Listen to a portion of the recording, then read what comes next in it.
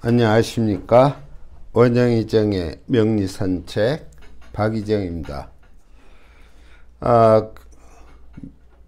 그동안에 육친에 대한 개략적인 말씀을 쭉 드렸습니다. 오늘 이 시간에는 간단한 좀 여담도 드리고 무재성사주와 무관성사주의 경우를 통해서 우리 삶에 대한 모습에 대한 말씀도 드려보고자 합니다. 제가 인생을 좀 많이 살아왔습니다. 좀 연륜이 쌓였어요. 근데 그 연륜을 뒤돌아보니까 제 삶의 모든 것이 이 재와 관에 대한 것으로 인한 고통과 기쁨이 교차된 그런 삶이 거의 대부분이었던 것 같습니다. 한때는 나름대로 열심히 일을 해서 재도 모아 보았고, 또 어느 한 시점에 모든 것을 날려 보내기도 했습니다. 지금 이 순간에는 이제 많은 욕심들을 내려놓은 상태입니다. 어찌 보면은 이젠 좀 재나 관에 대한 욕심을 덜어냈다고 하는 것, 그것이 제가 재나 관으로부터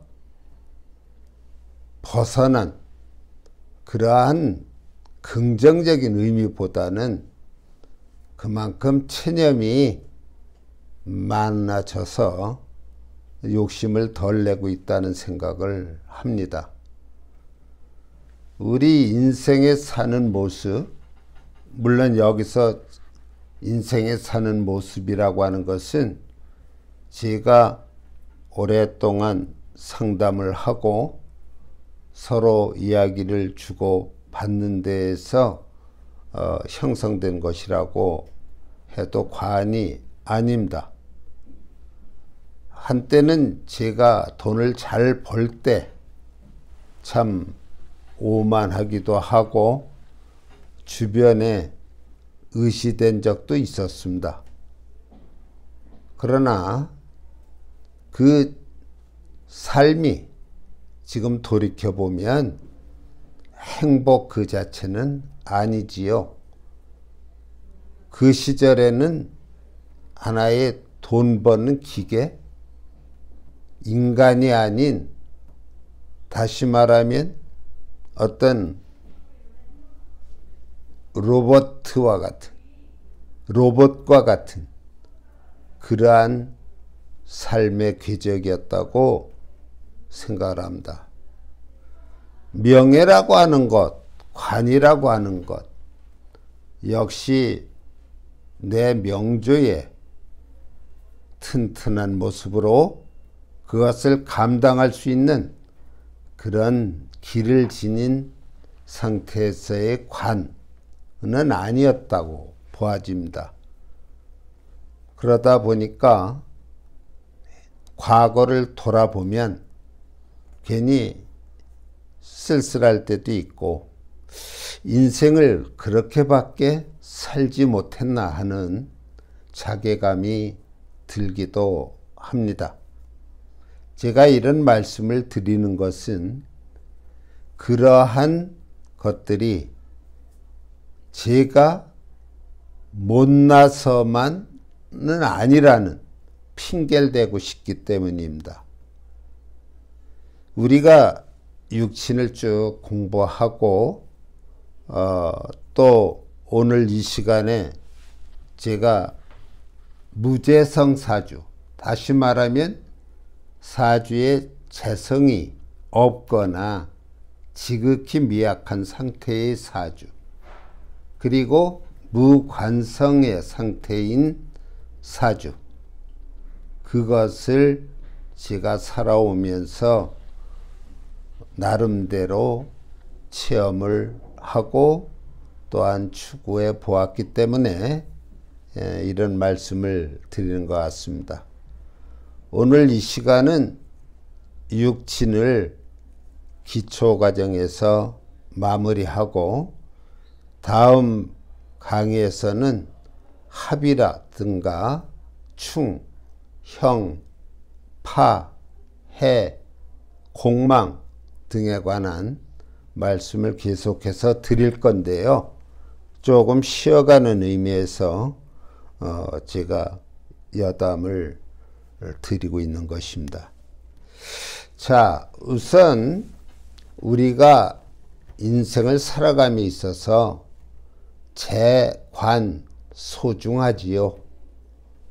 그런데 사주를 공부한 결과 인생의 7할은 삶에서 재와 관을 추구하면서 사는 것이 우리네 인생이 아닌가 하는 생각도 들어서 이 무재성 사주와 무관성 사주의 그 모습을 한번 돌아보는 것입니다. 무재성 사주라고 한다면 사주 내에 재성이 없거나, 다시 말하면 없다는 것은 좀 어폐가 있겠습니다만 약한 것이죠. 또 무관성이라고 할 때 아주 없다는 뜻이 아니라 약하다고 저는 약한 것이라고 생각을 합니다. 이 무재성 사주, 이러한 사주의 경우는 대개 남자의 경우 처덕이 없거나, 또 무관성인 사주의 경우 여성에게는 남편 덕이 없다, 그런 얘기를 아주 쉽게 우리가 하게 됩니다. 또 이 무재성의 사주를 가진 남자는 역시 자기 짝을 만날 때에도 그렇게 복을 함께 할 수 있는 여자를 만나기가 힘듭니다. 여자도 마찬가지죠. 무관성의 명조를 가지고 있다면 역시 좋은 남자, 여기서 좋다라는 의미는 여러분들이 그냥 생각되어지는 대로 받아들이셔도 되겠습니다. 쉽게 얘기해서 남편 복이 없다, 그런 얘기가 됩니다. 그러니까 내 사주가 무재성이거나 무관성인 경우는 지나치게 배우자의 덕을 기대할 필요가 없다는 것이죠. 기대하면 기대할수록 상대방에 대한 어떤 미움 또는 상대방에 대한 원망, 그러한 것들이 강하게 생기는 것이 아닌가. 옛날 분들이 종교자가 되거나 또는 나름대로 철학을 공부하시는 분들의 경우 사실 이런 어떤 물욕이나 또는 어떤 그 남녀 간의 사랑 문제에 너무 모든 사람이 다 복이 있는 그런 상태에서 왜 나만 없는가라고 하는 생각들을 하면서 살다 보니까 거기에서 불행도 싹트고 삶의 의욕도 잃기도 하고 그러는 것 같습니다. 자, 이 무관사주의 경우 남자는 말이죠. 능력이 있다고 하더라도 또한 똑똑하다고 하더라도 어떤 그 관에 해당하는 명예가 약하기 때문에 명예를 지나치게 탐하는, 욕심내는 그런 성격이 강하고요. 남으로부터 존경을 받고 싶어하는 그런 욕망이 생깁니다. 이른바 감투를 쓴다. 이 세상은 어찌 보면은 감투 놓고 다투는, 경쟁하는 그런 모습들로 보이는 경우도 많습니다. 그러나 사주에 관이 없거나 약할 때에는 허관이라도 써야 한다. 허관이라고 하는 것은 다시 말하면 허명이죠. 다시 말하면 그 관으로 인해서 나에게 어떤 주어지는 그런 여건이 좋은 것이 아니라 동창회장이 된다든지 또는 어떤 지역사회의 의원 등이 된다든지 해서 허관에 불과한 그런 감투라도 쓰고자 하는 것이죠. 그래야 삶에 어떤 의욕도 생기고 또 행복하다는 느낌을 가질 때도 있을 겁니다. 이러한 무관성의 사람에게는 허관이 필요합니다. 생각하기 나름이지요. 왜냐하면 관성이 없다고 한다면은 우리가 재물과 남자의 경우 아내를 지킨다 또는 도움을 받는다 하는 데에 한계성이 있어요. 그래서 그러한 허관을 씀으로 해서 뭔가 자신이 지닌 재물을 지킨다든지 또는 나름대로의 어떤 프라이드를 갖고 살고자 하는 욕망을 덜어줄 수 있는 것이죠. 여성의 경우에 무관사주다 그러면은 남편 복이 없다는 건 당연하고요. 통제자가 없는 것과 같습니다. 통제자가 없으니까 삶의 모습이 천방지축인 경우가 있고 또 색정이 분출될 수 없는 관계로 생활 속에서 자칫하면 문란한 그러한 삶을 탐하는 경우도 있습니다. 여명에 관이 없는데 운에서 그러한 관사론이 오면은 갑자기 콧대가 높아지고 자신만만한 그러한 척을 하게 됩니다.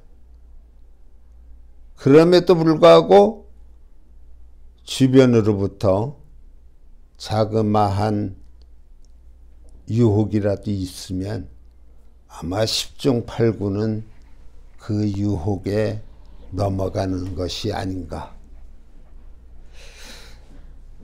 한마디로 말해서 꼭 관성이나 재성이 아니더라도 어떠한 육친이 없다면 그 육친이 대변하는 면에서 그 내용들을 탐하게 되고요.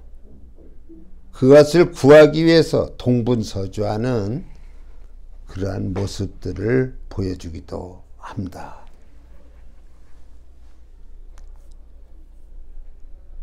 또한 재성 마찬가지죠. 재물이라고 하는 것은 사실 그 재물이 존재하는 이유는 어느 특정인을 위해서 존재하는 것은 아니죠.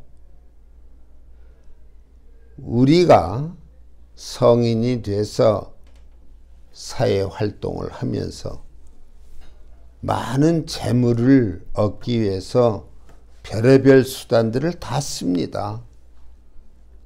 어떤 사람은 주식으로, 어떤 사람은 도박으로, 어떤 사람은